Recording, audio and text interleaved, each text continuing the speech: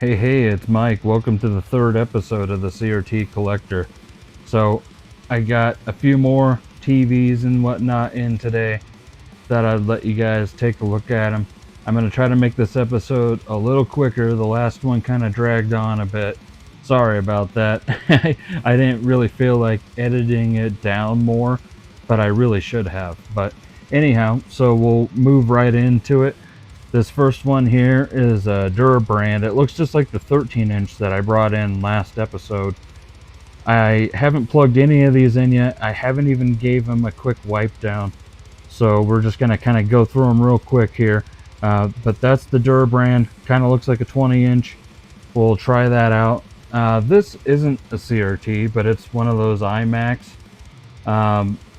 It has like an i7 processor.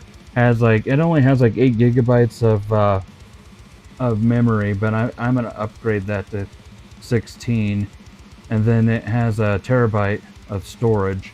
Those are really nice units. I like to do Batocera builds on them and potentially sell them after the build is on there. This one I'm probably gonna keep. I have a different one that's already done, but it has like not as great specs, so I'll probably sell that one and keep this one. Then I got this guy down here. This thing is huge. Look at this thing. And if you take a look at it, it has a VCR and DVD player built into it, so that's cool. And right next to it I got this really nice shelf. It's they said that it was solid oak. Certainly seems like it is. It's very heavy. And yeah, I paid $40 for that damn thing, but it has 2 pull-out shelves and everything, and it should be really nice for my 25-inch CRT in my game room. But yeah, so I'm pretty stoked about that. The reason why it's flipped over like this is because I didn't want to like screw with these wheels, but also this whole bottom was just like full of spiders. Like there are spiders all over it.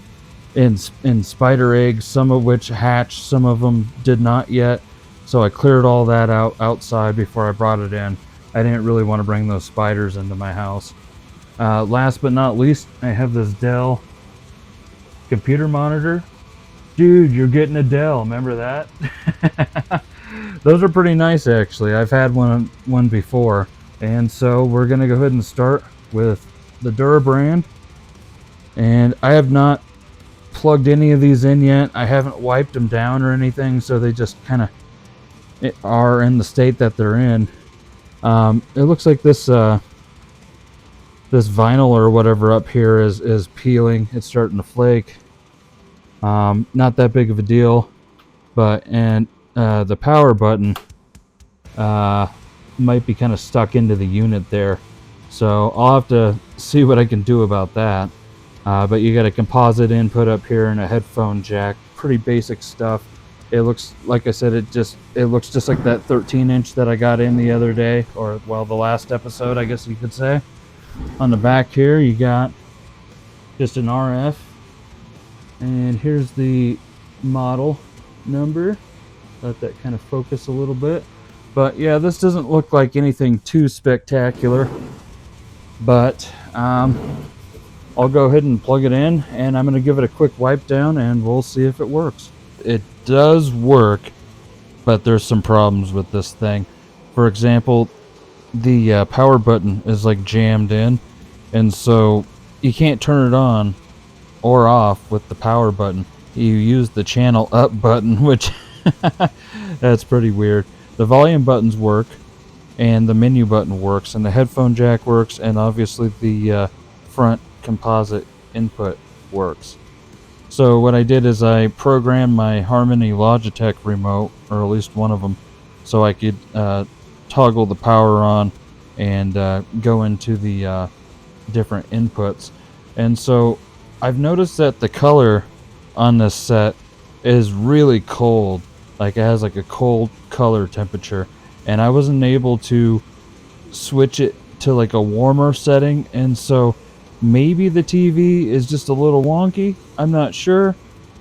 Maybe it just looks that way, you know? Like, I mean, maybe Dura Brand decided, hey, we're just gonna make it kind of like on the colder kind of level, you know. But it does look like it might have some potential yoke sag. There's definitely some black over here, but that could also just be how this TV handles the signal.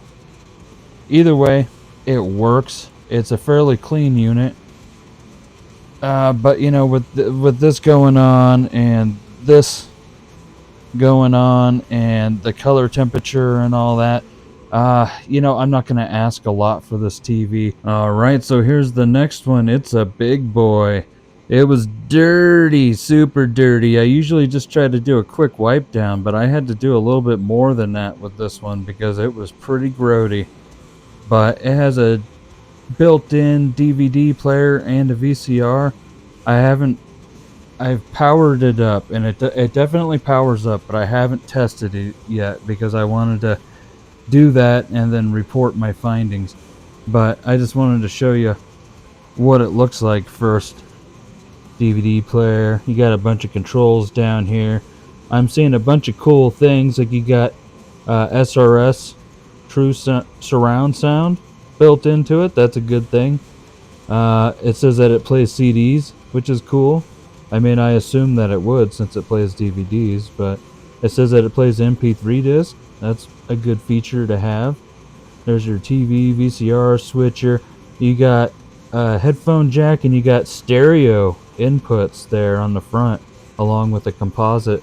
Here's the back of the unit. You can see where the sun has faded this a lot over time. There's more of what it should look like, and then back here it's just really sun faded. They must have had this in front of a window. But the options on the back here are kind of weird. Here's the model number before I forget. So it appears to be a 27 inch. I thought it was a 25, but no. Manufactured 2002. But check this out. So you go down here and you got your RF, of course. Gotta have that.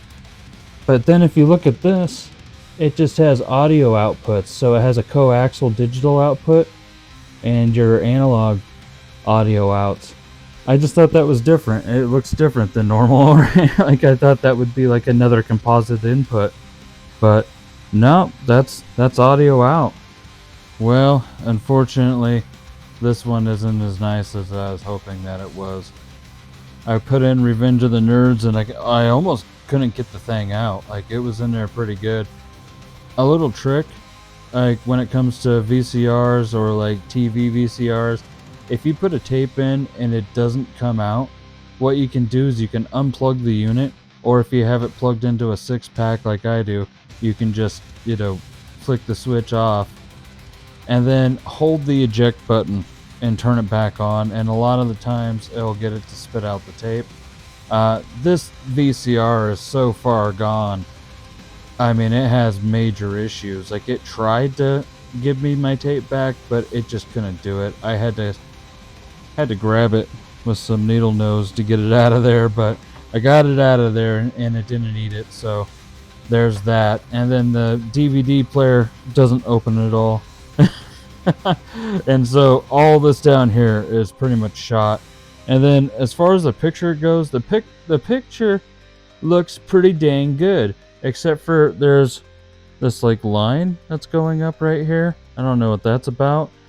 And there's some scratches on the tinting. You can't really see them most of the time, but they are there. And so you can see here that the color looks really good. Like, I'm actually really happy with the colors of this TV, but I you know, I didn't even take it into the menu, and this is just how it looked. There is some geometry issues going on. You can see how that's kind of bent down there and over here. So that's a geometry thing. Like I said, I haven't tried adjusting the menu at all, let alone the service menu. But you can see that you have a pretty good frame right here. This is why I use this game for testing, because it shows me how good the frame is. Like, and if it's cutting anything off, nothing's cut off. I don't see any kind of yoke sag or anything. Colors look really good. I do see some of the scratches on the screen right there, which is kind of annoying. But for the most part, even though it might not be coming through in the camera all too well, let me see if I can adjust that a bit. Yeah, that kind of helps a bit. But either way, it's not, not a perfect TV. There's a lot wrong with it, but that does actually look pretty dang good. So what I'm probably going to do with this one is I'm probably going to offer it for like $20 or something. And if somebody offers me 10, they can have it for 10 because there's no way I'm taking this thing apart to try to repair that VCR or that DVD player. Could I potentially get those two things working?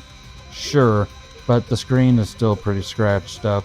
So, I mean, it's just one issue after another with this. I might even try to offer it up for like $10 just to see if someone comes and gets it. Because sets like this, it's just not worth it to me to like put a bunch of effort into it.